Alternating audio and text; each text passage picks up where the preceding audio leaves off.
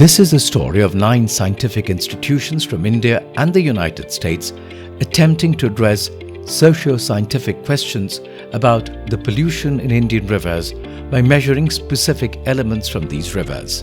The project is called Integrated Low-Cost Water Sensors for Real-Time River Water Monitoring and Decision Making. The real challenge was that to monitor the water quality level in our rivers in India as well as globally.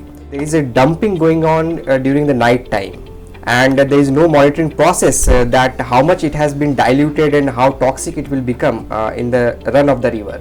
Most Indian rivers have water referred to as bathing ghats or embankments made in steps of stone slabs along the river bank where pilgrims bathe and perform rituals.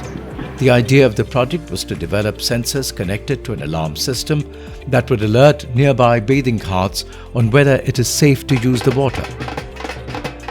We should be forewarning the people that how much dumping of effluent is taking place by way of doing the chemical analysis, and how much bacterial presence is there in the water by way of monitoring the pathogen in the river water. This project was basically to develop a low quality sensor for doing a water quality monitoring, and then at the end to make a decision making.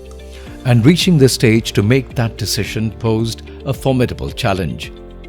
Unless we monitor the flow velocity of the river water and the depth and width of the river.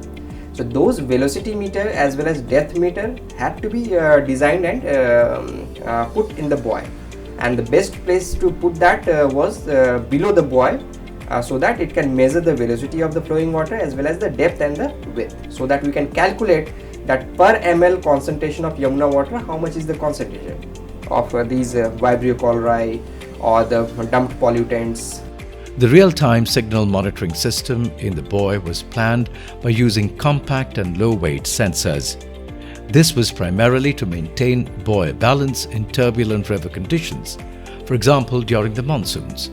The second barrier was to achieve stability of the buoy, and the team planned to overcome this by hanging the buoy over bridges using a self-adjustable method so that it is able to freely move over a particular place without hindering any activity in the river. Here is how this is supposed to work. This is one of the chips that we developed for COD analysis. So this is made in plastic. A cassette of these kind of chips, multiple cassettes were to be installed in a buoy, so that every time that measurement has to be taken, the sample will automatically flow to the chip by way of using micro pumps and micro valves. Then the analysis can be done by mixing it with chromic acid, which is an oxidant, which oxidizes the different pollutants and then change the color of the chromic acid from yellow to green. So this is the reaction zone, this is the mixing zone, and then a sample comes from here, it mixes with the buffer as well as chromic acid, and then comes here where there is a heater beneath this which will heat it up to some extent, and then sample goes to the detection zone. So the detection zone is here where we are placing a sensor setup, the detector. And this is the microfluidic chip for pathogen detection, designed to automatically suck in the water sample, amplify the DNA and pump it through microchannels between 3 temperature zones with the aid of 3 microheaters in the background.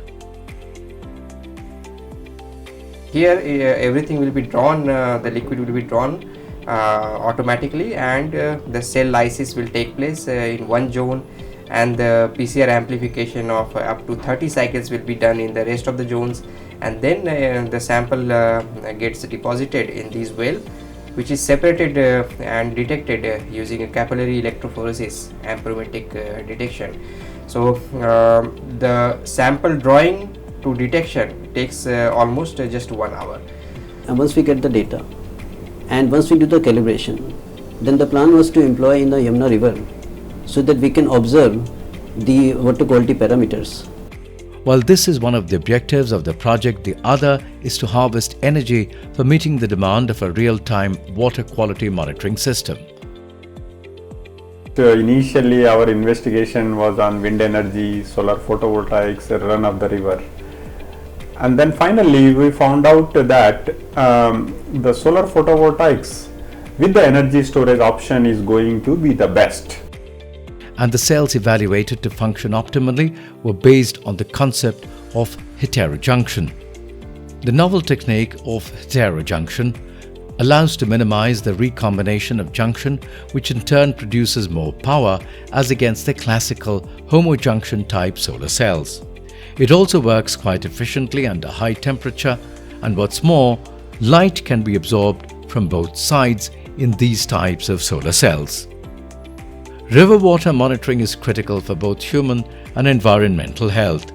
It helps collect sound and objective evidence required for policymakers to take decisions on managing water quality. While this project has uncovered some promising leads, a lot more still remains to be done.